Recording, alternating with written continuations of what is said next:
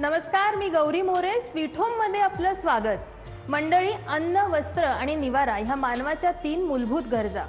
यामध्ये हक्काचं घर असावं असं प्रत्येकाचं स्वप्न असतं आणि एकदा घर घेतलं की मग प्रश्न येतो ते घर सजवायचं कसं ह्याचा. कारण प्रत्येकालाच आपलं घर सुंदर असावं असं वाटत असतं.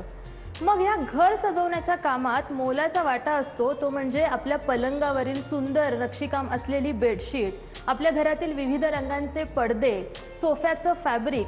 या सर्व गोष्टी आपल्या घरात चैतन्य निर्माण करतात, घराला सुशोभित करतात. आणि नेमक्या ह्याच गोष्टी कशा आणि कुठे बनवल्या जातात हेच जाणून घेण्यासाठी आज आपण आलो आहोत मुंबईतील अंधेरीमधील GM फॅब्रिक या कंपनीमध्ये.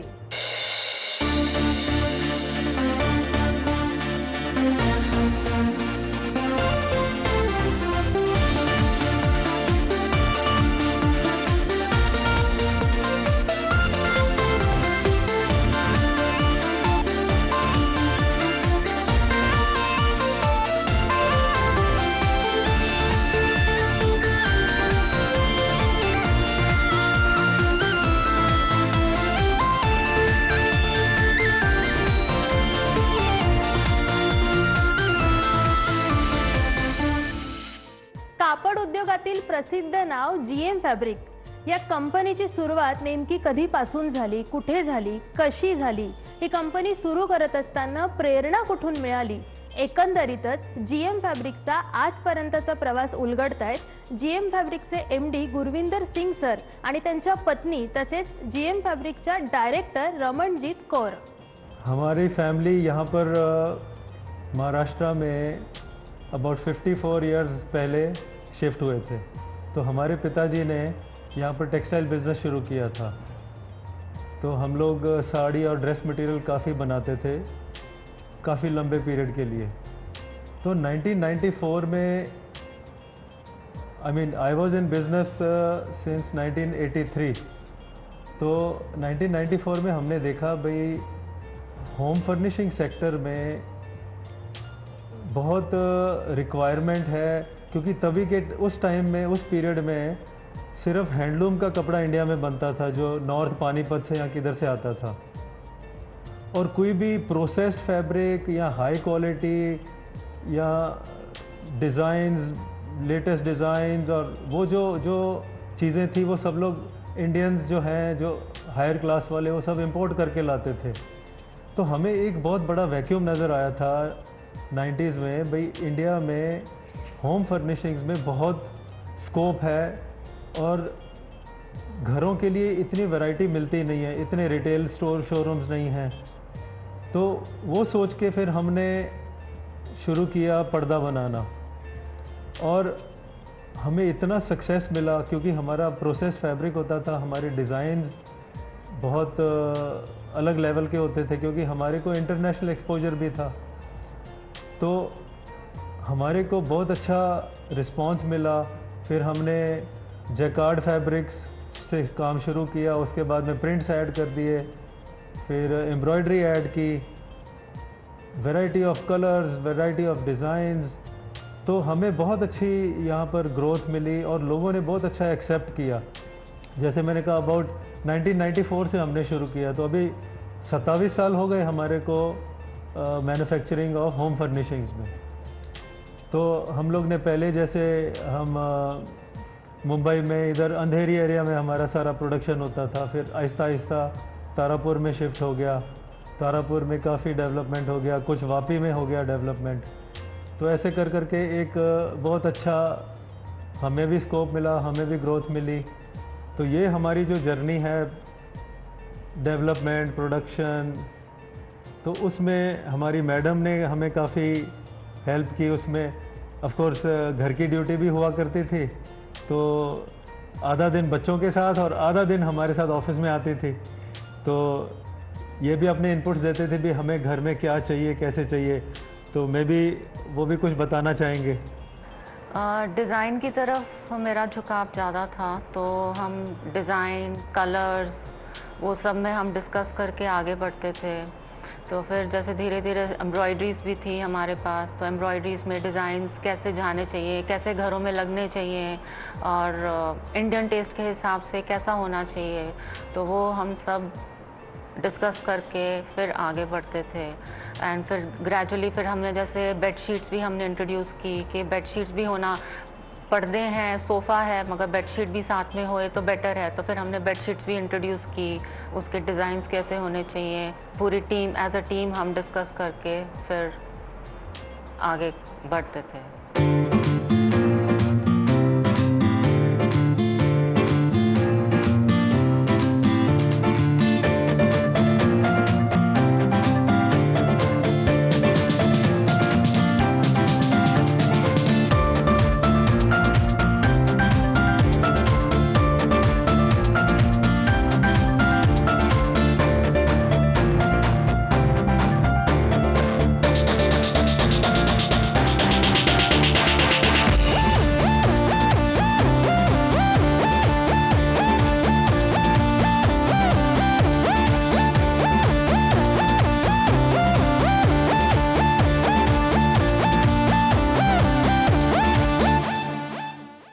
मंडळी, काही वर्षांपूर्वी मुंबईत मोठ्या प्रमाणात मिल होत्या. या सूत गिरण्यांमध्ये कापड बनवले जात असे. मात्र बदलत्या काळानुसार कापड बनवणाऱ्या अनेक मशीन बाजारात आल्या, ज्या मशीनद्वारे दर्जेदार, मनमोहक नक्षी असणारं, विविध व्हरायटी असणारं कापड बनवलं जातं. तर GM फॅब्रिकमध्ये नेमक्या कशा प्रकारच्या मशीन वापरून फॅब्रिक बनवलं जातं, या फॅब्रिकपासून नेमक्या कोणकोणत्या वस्तू बनवल्या जातात आणि ह्या वस्तूंचा उच्चतम दर्जा राखण्यासाठी नेमकी कशी काळजी घेतली जाते, जाणून घेऊयात GM फॅब्रिकचे MD गुरविंदर सिंग यांच्याकडून. जो मैन्युफैक्चरिंग की प्लानिंग हमने शुरू से की थी, तो एक ही प्रिंसिपल था हमारा, भाई जैसे बोलते हैं ना, क्वालिटी क्रिएट्स वैल्यू. तो क्वालिटी सबसे इम्पोर्टेंट चीज़ हमारे लिए थी, जो मैं सोचता था. और क्वालिटी में कपड़े का क्या धागे हैं, क्या वीव है, क्वालिटी में वो भी आता है, कंस्ट्रक्शन जिसको बोलते हैं, डिज़ाइन भी आता है, कलर भी आता है, प्राइस भी आता है, फिर उसमें ज़ीरो डिफेक्ट है. तो ये सारी चीज़ें मिलके क्वालिटी बोली जाती है. तो मेरा एक ही माइंड था, भाई हमें 100% क्वालिटी अचीव करनी है. तो उसके लिए हमें जो जो साधन चाहिए, जो जो मशीनरी चाहिए, जो टेक्नोलॉजी चाहिए, जो मैन पावर को ट्रेनिंग देनी है, जो स्किल्ड वर्कर्स को तैयार करना है, तो वो सारा हमें अचीव करना है. तो ये आइडिया के पकड़ के हम लोग ग्रेजुअली हर साल डेवलपमेंट करते गए, नई नई मशीनरी ऐड करते गए. एवरी 4 इयर्स के बाद टेक्सटाइल मशीनरी का सबसे बड़ा वर्ल्ड का फेयर होता है, उधर यूरोप में, वेस्टर्न यूरोप में होता है. तो हमने हर बार वहाँ जाने का, नवी टेक्नोलॉजी सीखने की और वो सब लेके आने की यहाँ पर. तो ऐसे करते करते राइट फ्रॉम यार्न प्रोसेसिंग से लेके weaving, processing, finishing, printing, embroidery, हर चीज़ हमने जो है ना वहाँ से इंपोर्ट करनी शुरू कर दी. पर जैसे बोलते हैं ना, Rome is not built in one day, है ना. तो एक एक ब्रिक कर करके हमने ऐड कर करके हमने पूरा डेवलपमेंट किया. तो उसमें हमारा एक और आइडिया था, भाई हमें सारी फैसिलिटीज़ अंडर वन रूफ करनी है. इसका क्या मतलब हुआ, भाई जो भी प्रोडक्शन में रिक्वायरमेंट्स हैं, क्योंकि देखिए एक कपड़ा बनाने में 10-12 डिफरेंट प्रोसेसेस होते हैं. तो अगर हम बाहर से जॉब वर्क करवाएं या बाहर के ऊपर डिपेंडेंट रहें, तो हम लोग ना टाइम कंट्रोल कर सकते हैं डिलीवरी का, ना हम लोग क्वालिटी कंट्रोल कर सकते हैं. तो हमने हर बार यही सोचा, भाई सारी जो फैसिलिटी हमें एक कपड़े बनाने में चाहिए, वो सारा हमें इन हाउस होना चाहिए, हमारे एक ही छत के नीचे सारा फैसिलिटी होना चाहिए. तो वो भी एक हमारा एक प्रिंसिपल था, जो सोच के हमने आगे डेवलपमेंट किया और सारा additions of machinery and expansion किया. और हम लोग जैसे यूरोप में जाया करते थे ना, तो वहाँ की इंडस्ट्री देखते थे. तो वहाँ की इंडस्ट्री में 100% फ्रेश फैब्रिक बनाते थे वो लोग. तो हमने कहा यार हमें भी वो सारी प्रैक्टिसेस अपने अंदर लानी है जिससे हम लोग भी 100% फ्रेश फैब्रिक बना सकें। खैर हम लोग यूरोप के लेवल तक तो नहीं पहुंच पाए, मगर 99.5% तक हमने डिफेक्ट फ्री कपड़ा बनाना, फ्रेश फैब्रिक बनाना शुरू कर लिया। मतलब ग्रेजुअली हमने वहाँ उस लेवल तक पहुँच गए थे हम लोग। अच्छा, फिर जो हमारे वर्कमैन भी हैं, हमारा स्टाफ और वर्कर्स भी हैं, उनके लिए भी सेफ और एक अच्छा साफ़ सुथरा वातावरण होना चाहिए काम करने का। तो आप देखेंगे एटलीस्ट हमारी जो खाली प्रोसेसिंग और डाइंग वाला फैक्ट्री छोड़ के, जहाँ पर गर्मी रहती है क्योंकि स्टीम चलनी है, सब कुछ होना है, उसके अलावा प्रैक्टिकली सारा हमारा जो वर्किंग है वो सारा एयर कंडीशन डिपार्टमेंट्स में होता है। तो ताकि वर्कर भी कंफर्टेबली, जितना अच्छा वातावरण मिलेगा उतना उसका भी आउटपुट बढ़ता है, वो भी खुशी से काम करता है। रोज़ घर से निकलेगा तो बोलेगा यार मेरे को तो आज काम पे जाना है, क्योंकि उधर वातावरण बहुत अच्छा है।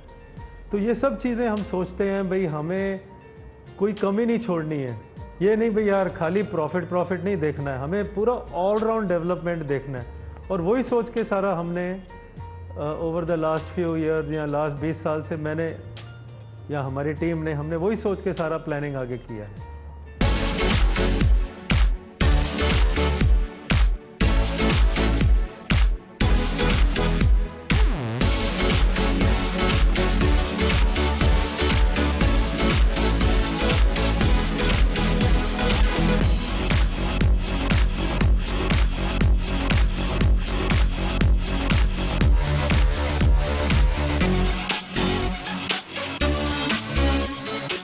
बदलत्या काळानुसार प्रत्येकाच्या आवडीनिवडी बदलत आहेत। प्रत्येकालाच आपल्या घरातील वस्तू ही आकर्षित कलाकुसर असणारी हवी असते। त्याचमुळे कोणत्याही व्यवसायात कंपनीद्वारे बनवल्या जाणाऱ्या प्रोडक्टच्या डिझाइन बाबत विशेष काळजी घेतली जाते।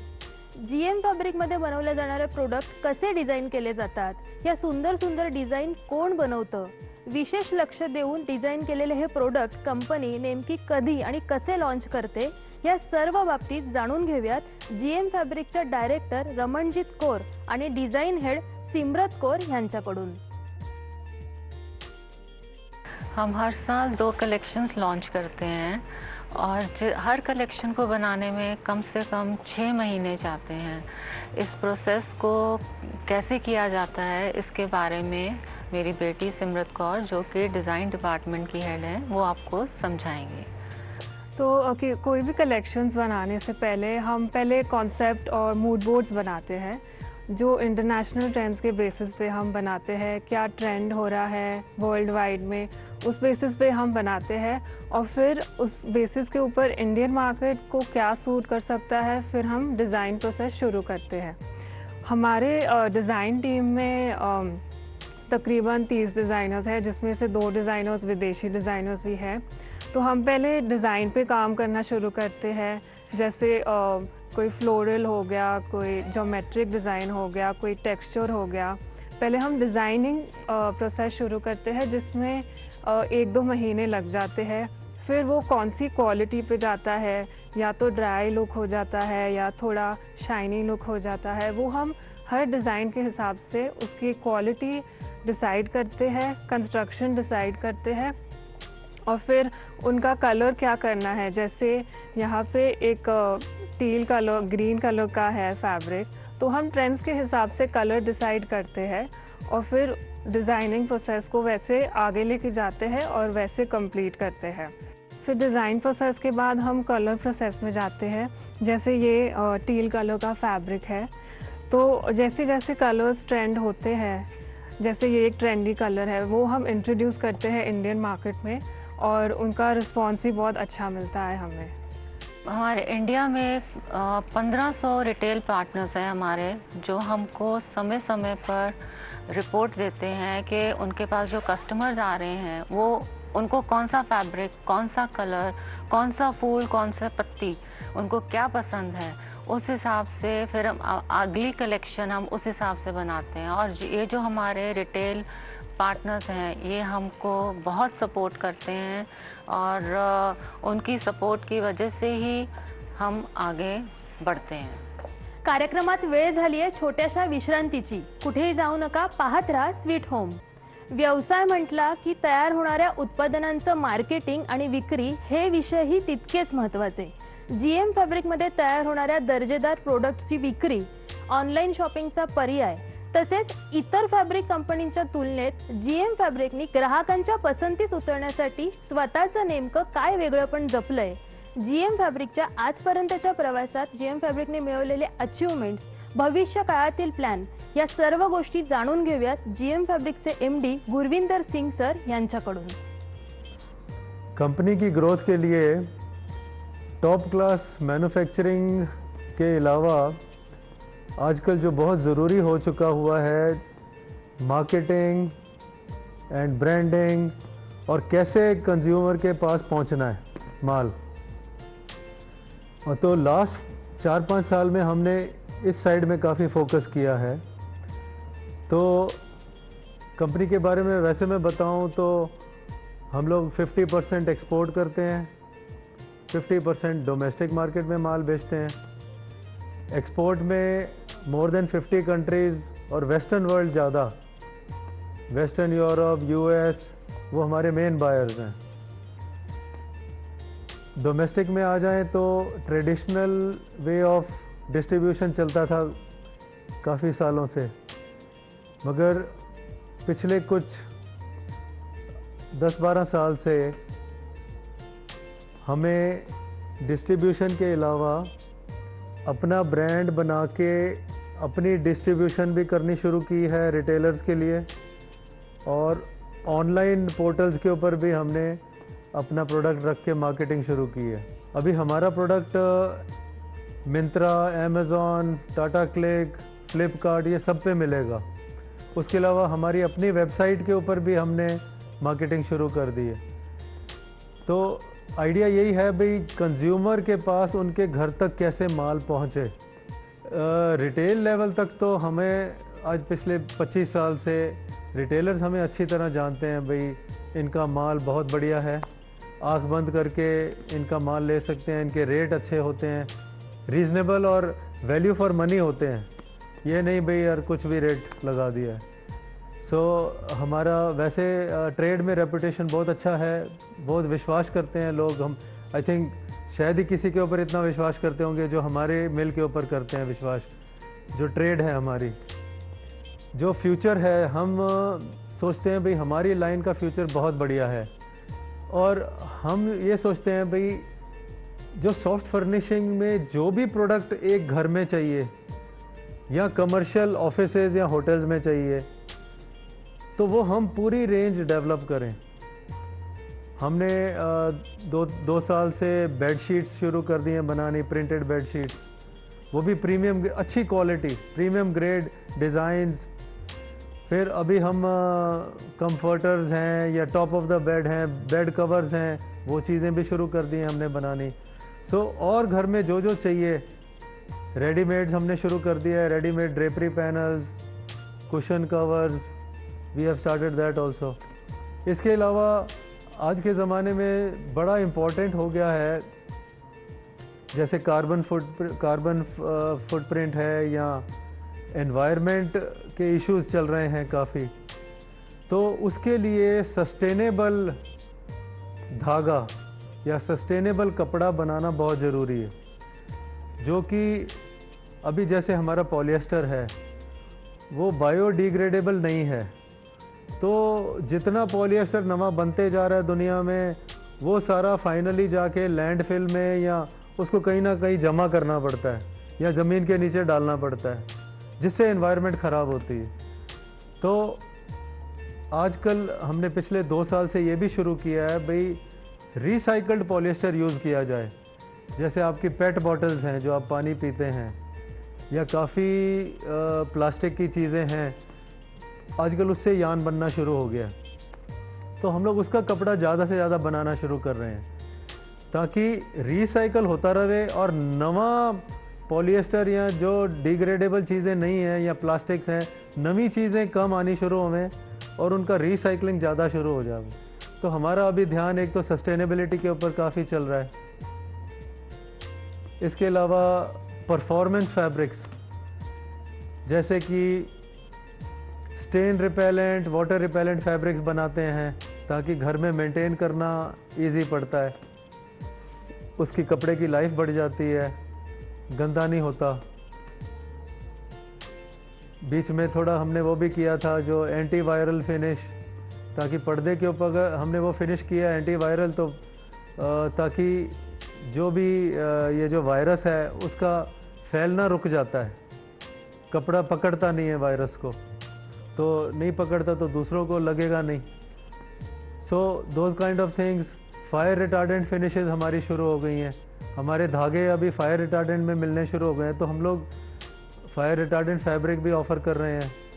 कल को कभी कोई एक्सीडेंट हो जाता है तो फायर रुक जाती है, उधर बढ़ती नहीं है बिकॉज ऑफ द फर्निशिंग। तो सोफ़े के ऊपर, पर्दे के ऊपर वो रुक जाता है काम।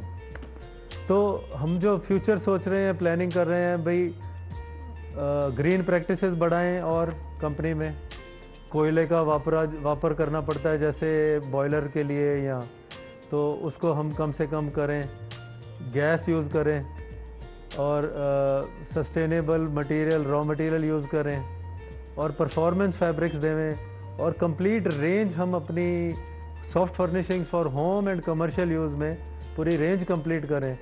ये हमने अपना for the next few years ये प्लॅनिंग किया हुआ है भाई, हमें ये अचीव करना है।